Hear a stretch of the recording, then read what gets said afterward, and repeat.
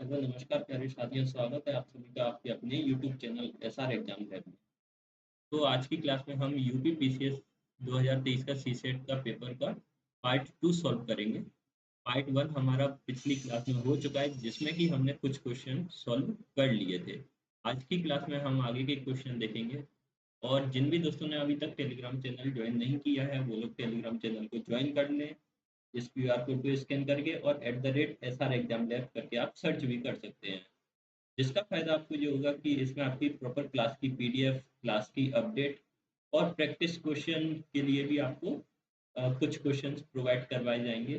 और बाकी अदर जो भी अपडेट्स रहेंगी वो आपको सबसे पहले टेलीग्राम चैनल पर दे दी जाएगी। तो चलिए अब आगे हम अपनी क्लास को स्टार्ट करते हैं। तो चलिए आज का पहला क्वेश्चन।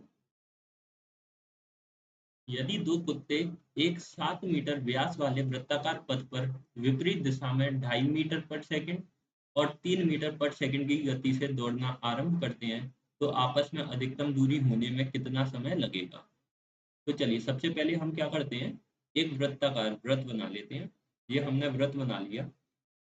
अभी इसमें बोल रहा है दो कुत्ते हैं, जिसमें से कि एक 2.5 मीटर पर सेकंड की स्पीड से दौड़ रहा है और दूसरा अपोजिट डायरेक्शन में 3 मीटर पर सेकंड की स्पीड से दौड़ रहा है। दूसरा आपको डायामीटर कितना दिया गया है, व्यास, जिसको हिंदी में बोलते हैं 7 मीटर। ये रेडियस का डबल होता है, तो रेडियस क्या हो जाएगी, डायमीटर की आधी, यानी 7/2 metre is equal to 3.5 metre.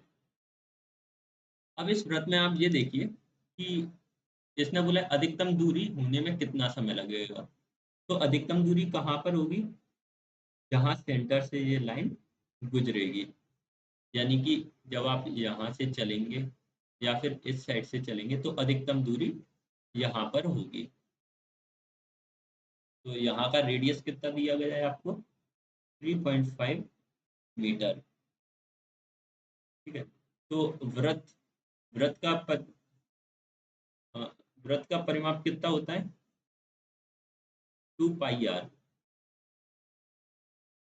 इसको आप लिख लीजिए, वृत्त का परिमाप is equal to 2 pi r. लेकिन हमारा तो ये सेमी सर्कल बन रहा है, देखिए, क्योंकि हमें अधिकतम दूरी यहाँ मिल जाएगी। तो अर्धवृत्त का कितना हो जाएगा, अर्धवृत्त का परिमाप 2 से डिवाइड दे देंगे तो कितना हो जाएगा, पाई आर। ठीक है। पाई की वैल्यू 22/7 और आर की वैल्यू 3.5। ठीक है। पॉइंट हटाया, नीचे 10 आया। 7 से 35 5 टाइम्स, 5 से 10 2 टाइम्स, 2 से 22 11। तो कितना आ गया आपका, 11 मीटर। जो ये परिमाप आया, परिमाप क्या होता है आपका, ये बाहरी वाली, ये, तो यही आपकी क्या हो जाएगी, डिस्टेंस हो जाएगी। तो यही तो दूरी वो तय करेगा। तो इसको आप क्या डिस्टेंस ही बोल सकते हैं। हमसे पूछा है, देखिए आपको स्पीड दी गई है, टाइम आप डिस्टेंस आपने निकाल ली, आपसे टाइम पूछा है। तो फॉर्मूला क्या होता है, speed is equal to distance upon time. हमको फाइंड क्या करना है, टाइम। तो टाइम को हम ऊपर ले जाते हैं, time is equal to distance upon speed.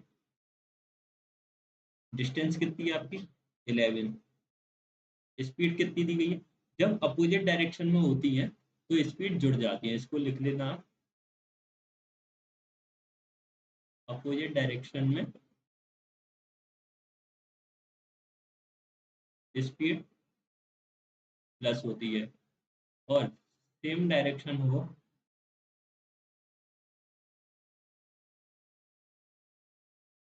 Same direction में स्पीड आपकी माइनस हो जाएगी। तो देखिए ये अपोजिट डायरेक्शन में, तो दोनों जुड़ जाएंगे। तो ये कितनी हो जाएगी आपकी, 5.5।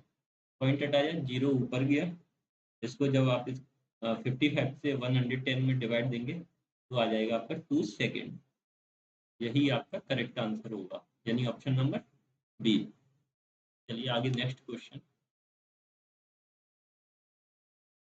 यदि एक्स आदमी एक काम को 40 दिन में पूरा करते हैं और 5 अतिरिक्त आदमी लगाने से 10 दिनों की बचत होती है, तो 30 आदमी इस काम को पूरा करेंगे। बताइए कितने समय में करेंगे। तो देखिए इसने क्या बोला, एक्स आदमी किसी काम को 40 दिन में करते हैं, तो एक्स आदमी किसी काम को कितने दिन में कर रहे हैं, 40। फिर बोल रहा है आगे 5 अतिरिक्त आदमी लगाने से 10 दिन की बचत होती है। ये पहले एक्स कर रहा है, अभी हमने एक्स प्लस 5 लोग कर दिए, तो क्या हो रहा है, पहले से 10 दिन की बचत हो रही है, यानी पहले की जो काम 40 में हो रहा था, अब वही काम 30 दिनों में हो जाएगा। इसको सॉल्व कीजिए, 0 से 0, तो ये कितना हो गया, 4x इज इक्वल टू 3 का अंदर मल्टीप्लाई करेंगे तो 3x प्लस 5 3 जा 15। 3 को लेफ्ट साइड लाएंगे तो 4x minus 3x is equal to x is equal to 15। x आ गया, x की वैल्यू आ गई 15। तो इससे हम टोटल वर्क निकाल सकते हैं। टोटल वर्क कैसे निकालेंगे, या तो आप इसमें वैल्यू पुट कर दीजिए या इसमें, तो हमको जिसमें भी इजी लगे उसमें आप वैल्यू पुट कर दो। तो x की जगह मैंने 15 रखा इंटू 40, ये हो गया आपका टोटल वर्क।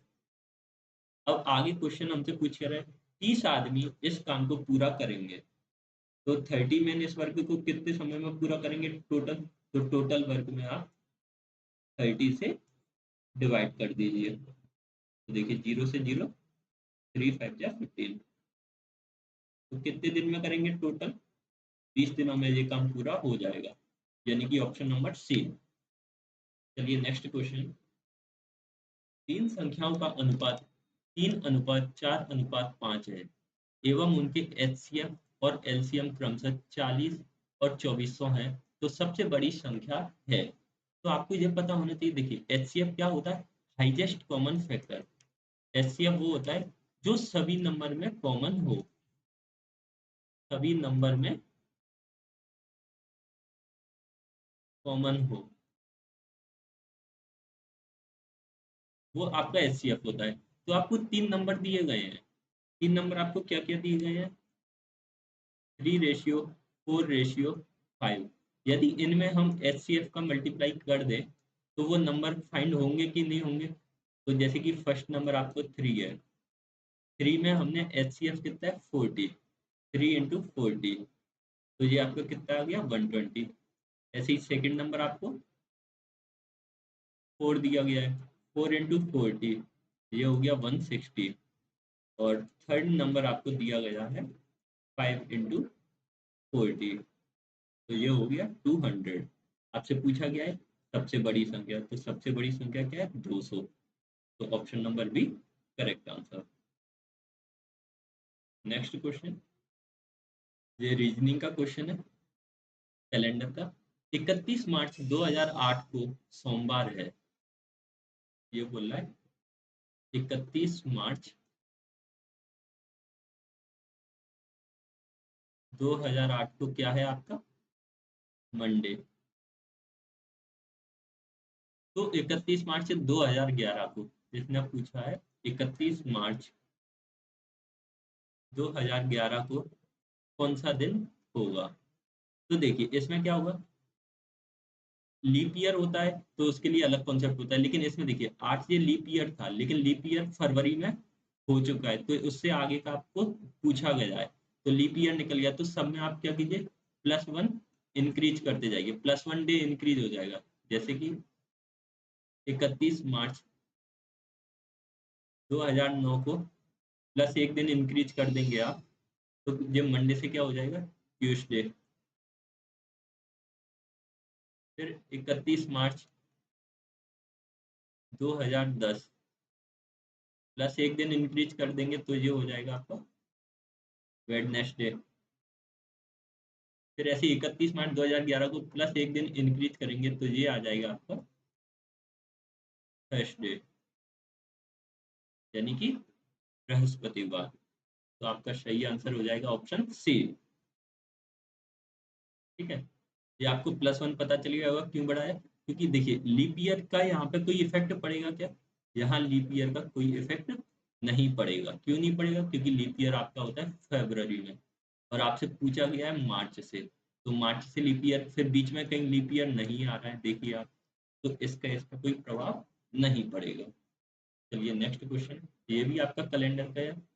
निम्न में से किस वर्ष का कैलेंडर वर्ष 2009 की तरह का होगा? इसमें आप थोड़ा सा नोट कर लीजिए, ये याद करने वाले पॉइंट है, इनको आप याद कर लेना। देखिए यहाँ एन से जो हम डिनोट करेंगे वो आपका क्या होगा?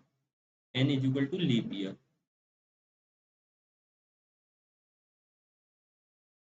तो देखिए यदि लीप ईयर होगा तो ये कब रिपीट होगा? 28 साल में, 28 ईयर में। n+1 होगा तो ये 6 ईयर के बाद रिपीट होगा। ठीक है। n+2 होगा तो 11 ईयर के बाद रिपीट होगा। ऐसे ही n+3 होगा तब भी ये 11 ईयर के बाद रिपीट होगा। तो देखिए n क्या है? आपका लीप ईयर। अब आप ये देखिए 2009 दिया गया है, लीप ईयर 2009 से पहले कब हुआ? 9 तो लीप ईयर नहीं है, तो 2008 आपका क्या है? लीप ईयर है। तो 2008 से 9 में कितना है? +1। n+1, n+1 यानी कब रिपीट हो रहा है? 6 साल में। तो यदि ये 2009 में है तो 2009 में आप 6 साल जोड़ेंगे तो आपका ये कितना आ जाएगा? 2015। यही आपका आंसर होगा, ऑप्शन नंबर बी। ठीक है। एन क्या था आपका? Leap year. तो देखिए हमने ये लीप ईयर इसको फाइंड किया था, 2009 से पहले लीप ईयर कब था? 2008। अब एक एग्जांपल आप समझिए, जैसे कि 2014 है, 14 ईयर। अब 2014 का ये कब रिपीट होगा आपसे पूछा जाए, तो इसको आप देखिए लीप ईयर देखें, लीप ईयर कब आ रहा है? 2012। अब 14 बनाने के लिए इसमें कितना ऐड होगा? 2। तो n+2, n+2 वाला कौन सा कॉन्सेप्ट? 11 ईयर बाद। तो इसका कब रिपीट होगा आपका? 11 ईयर के बाद। आई होप आपको समझ में आया होगा। तो आप 2019 का आंसर कमेंट कीजिएगा। ठीक है। 2019 का आंसर आपको कमेंट बॉक्स में बताना है। चलिए नेक्स्ट क्वेश्चन, निम्न कथनों का संदर्भ लें। सभी बालक सत्यवादी हैं। चलिए ये आपके बालक हो गए। सभी के सभी बालक कैसे हैं? सत्यवादी। इसका हम कलर चेंज कर लेते हैं।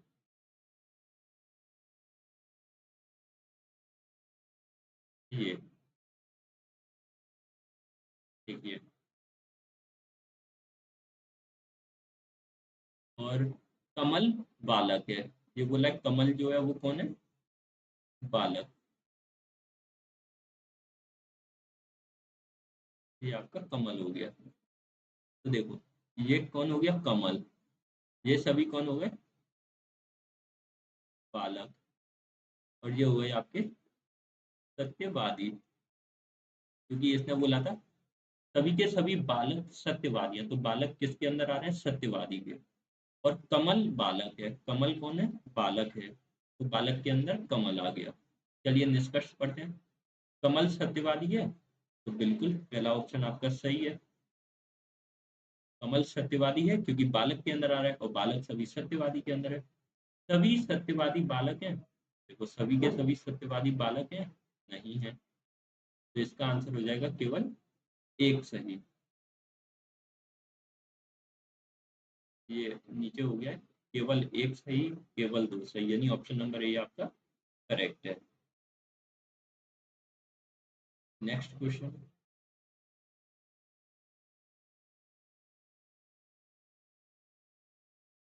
जो संबंध 6 तथा 16 में है वही संबंध 12 तथा किस में होगा?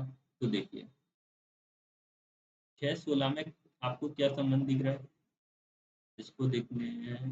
देखिए स्क्वायर नहीं, तो इसको हम इसका क्या बोलते हैं? 6 × 3 - 2 करके देखते हैं। 6 3 जा 18 माइनस 2 16। सेम ऐसे 12 का करते हैं। 12 3 जा 36 माइनस 2 34। तो देखिए यही इसका करेक्ट आंसर है। Next question.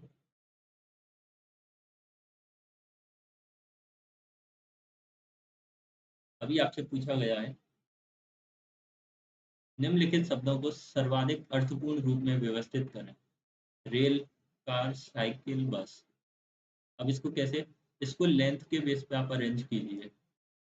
तो देखिए सबसे पहले हम क्या ले लेते हैं, सबसे पहले छोटे के बेस से बना लेते हैं। चलो देखो, सबसे छोटा आपकी क्या होती है, साइकिल होती है। साइकिल से बड़ी आपकी क्या होती है, कार होती है। कार से बड़ी बस, और बस से बड़ी रेल। हो सकता है इसका आपको अपोजिट भी दे दिया जाए, 1423। तो हम दोनों ही तरीके से चेक कर लेते हैं। 1423 नहीं है, चलो ये वाला तो नहीं पूछा। 3241, 3241, तो यही आंसर आपका सही है। नेक्स्ट क्वेश्चन देखिए, अनुज का मुख उत्तर पूर्व की ओर है। चलो इसको साथ ही साथ सॉल्व करते चल बनाते चलते हैं।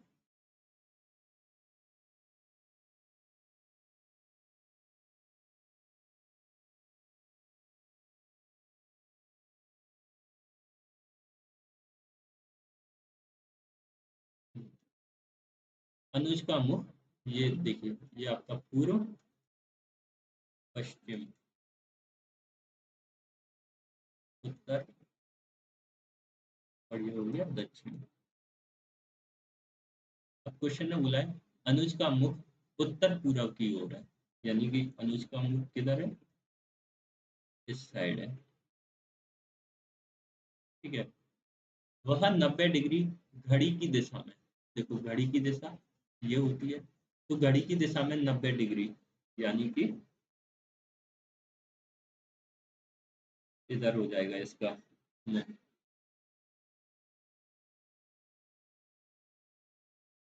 ये 90 डिग्री हो गया। फिर आगे बोल रहा है, फिर 180 डिग्री वामावर्त दिशा में, तो वामावर्त यानी उल्टे हाथ की साइड इधर।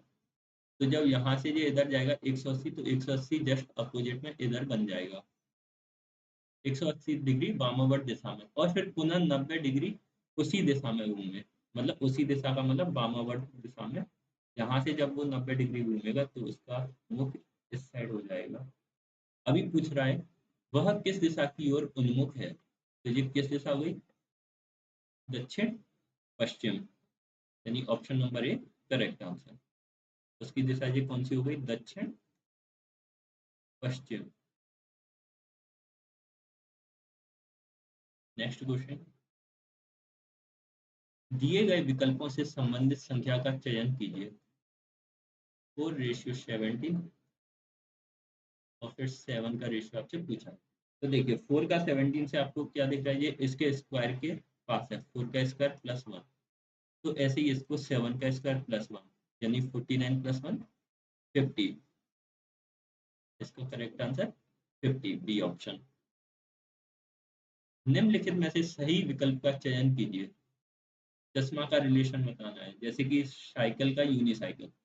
देखिए साइकिल में क्या होता है, साइकिल का यूनिक साइकिल से कैसे संबंध है। साइकिल में कितने पहिया होते हैं, दो, यूनिसाइकिल में एक। ऐसे ही चश्मे में कितने ग्लास होते हैं, दो, और मोनोकल में एक होता है।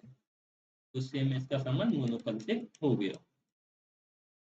आइए नेक्स्ट क्वेश्चन, ये आपको दिया गया है 2 3, इसमें विलुप्त संख्या ज्ञात करनी है।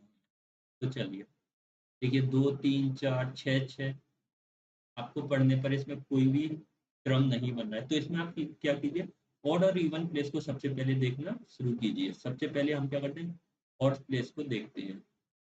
तो देखिए ये आपके ऑड प्लेस हो गए।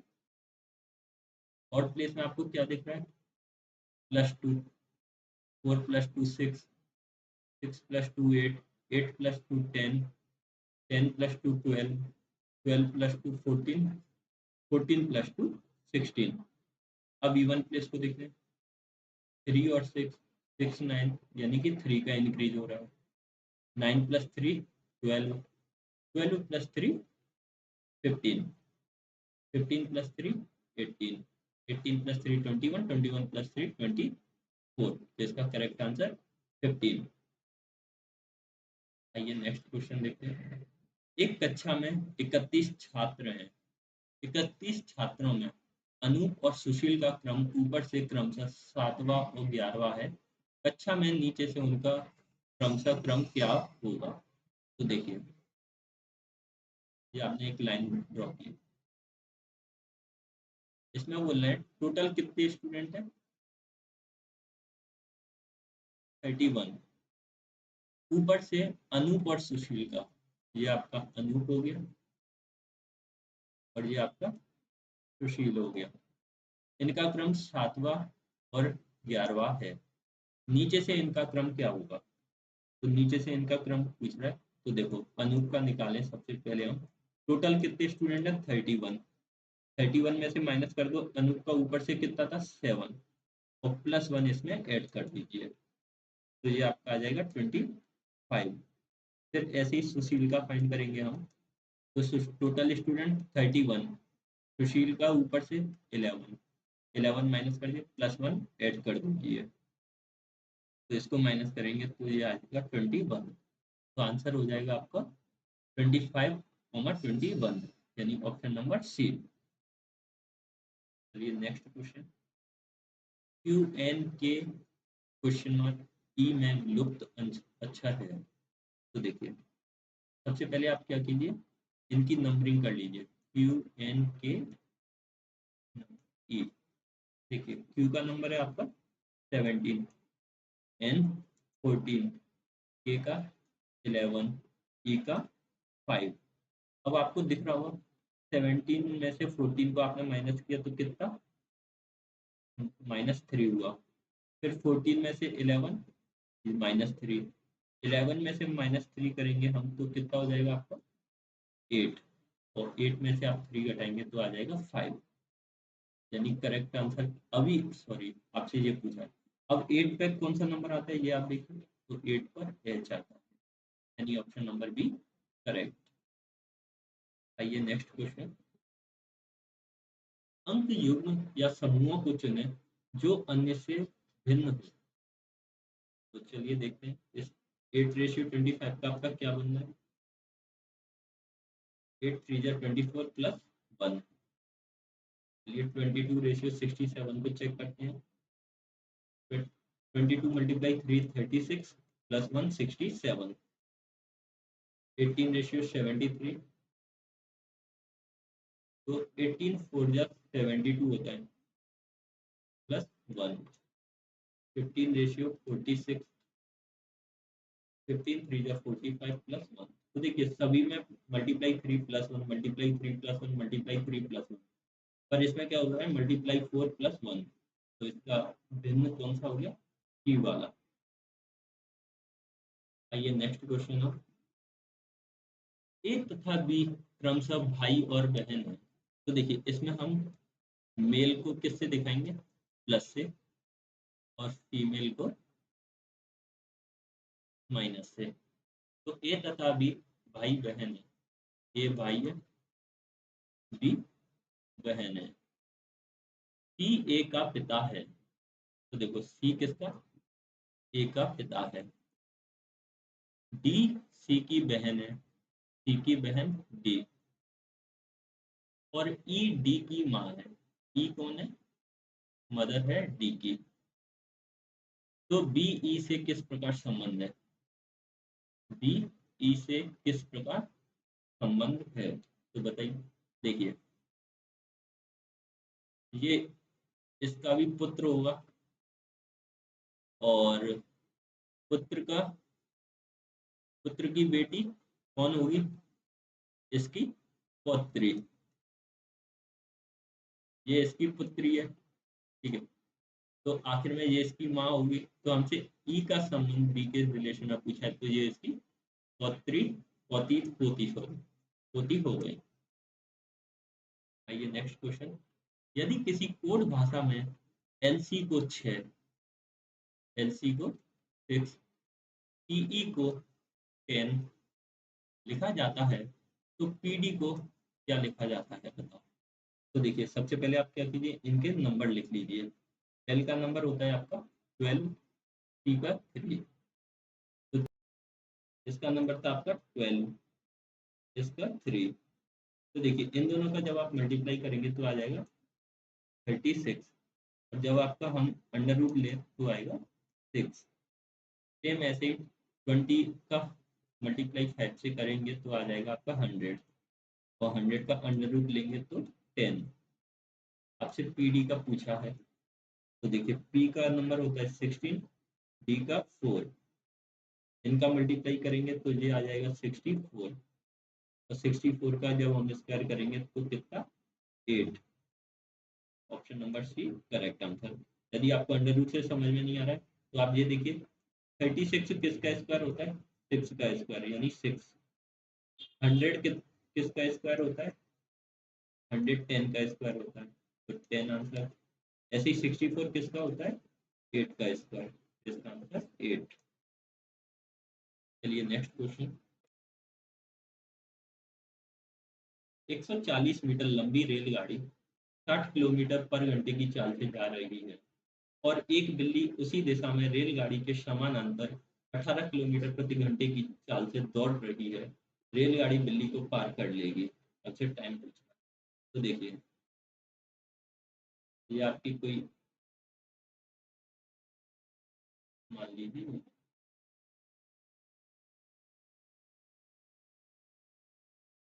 ठीक है,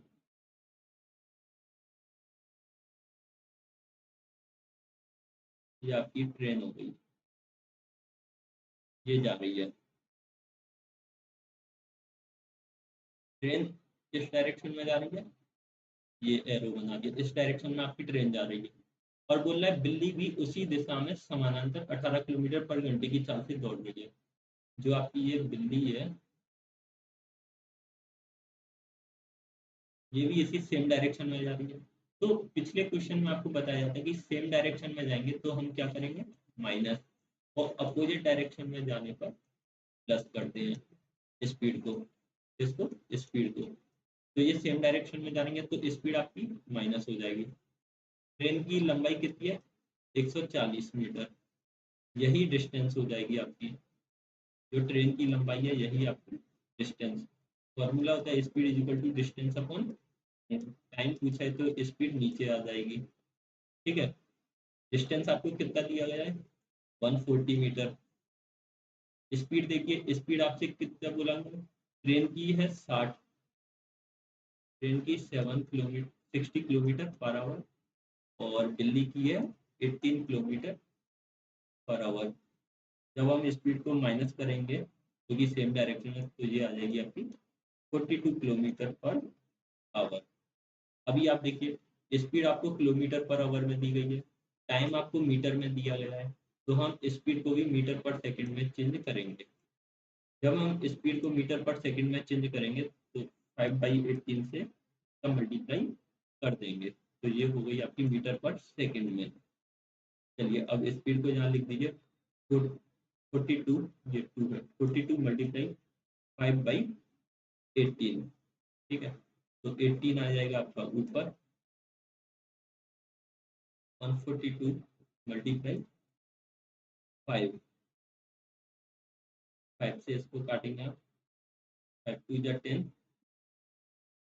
और हाँ 5 8 जा 14, 14 से 3 टाइम, और 14 से 2 टाइम, 3 से 6 बार, यानी 6 2 जा 12 सेकेंड। कितने सेकंड में पार कर लेंगे, 12 सेकंड में। आइए नेक्स्ट क्वेश्चन। लुप्त पद के लिए सही विकल्प ज्ञात करें। ए बी सी, इसको 6 से बताया गया है। तो देखो इनकी नंबरिंग, ए का 2 1, बी का 2, सी का 3। यदि हम इन तीनों का मल्टीप्लाई कर लें तो 6 आ जाएगा। ऐसे ही ई एफ जी, ई का नंबर 5, एफ का 6, जी का 7। इन तीनों को मल्टीप्लाई करें, 6 5 जा 30, और मल्टीप्लाई 7 तो 2 1 0। देखो यही आया। आई J K, इनकी नंबरिंग लिखते हैं। I का 9, J का 10, K का 11। इन तीनों का मल्टीप्लाई करेंगे तो ये आपका कितना आ जाएगा, 990, यानी ऑप्शन नंबर सी करेक्ट आंसर। आइए नेक्स्ट क्वेश्चन, ये आपका स्क्वायर है। देखिए a plus B is equal to a divided by B plus B divided by A के इक्वल है। तो A square plus B square का मान बताना है। क्यों ना हम value a is equal to 1 और b is equal to 1 put करके देखते हैं। तो देखिए 1 plus 1 is equal to 1 upon 1 plus 1 upon 1। तो 2 इज इक्वल टू 1 प्लस 1, ये भी 2, 2 के इक्वल आ गया, यानी वैल्यू सेटिस्फाई कर रही है। तो हाँ कर रही है। तो चलिए यहाँ पे 1 का स्क्वायर, ए की वैल्यू 1 रखा तो 1 का स्क्वायर, बी की वैल्यू 1 रखा तो 1 का स्क्वायर। 1 का स्क्वायर प्लस 1 का square is equal to 2, number C correct. ये नेक्स्ट क्वेश्चन ये होगा, ई इज इक्वल टू आपको 5 दिया गया, ठीक है। अमेंडमेंट इज इक्वल टू 89, लिख लेते हैं। AMENDMENT,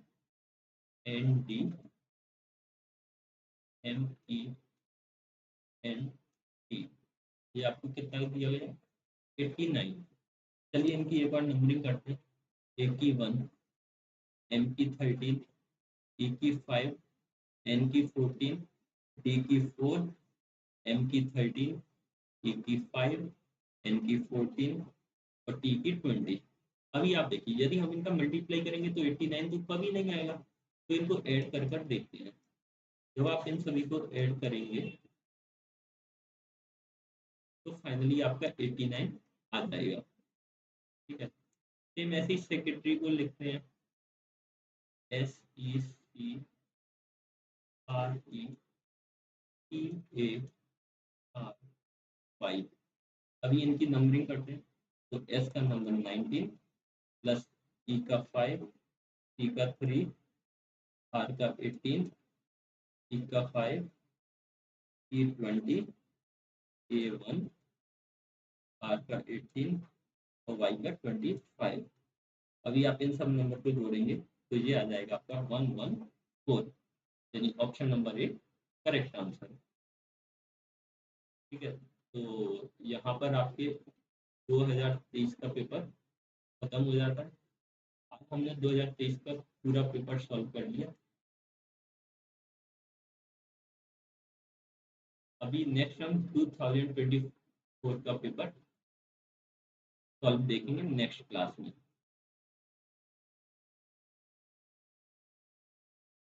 और सभी क्वेश्चंस को हम ऐसी बेहतरीन ट्रिक से सॉल्व करेंगे। तो यदि आपको क्लास अच्छी लगी हो तो क्लास को लाइक करें, शेयर करें और चैनल को सब्सक्राइब करें। और टेलीग्राम चैनल चैनल जिन भी दोस्तों ने ज्वाइन नहीं किया है वो लोग टेलीग्राम चैनल को ज्वाइन कर लें। सर्च कर लें t.me/SR Exam Lab या @SR Exam Lab। ओके दोस्तों, thank you for watching this video.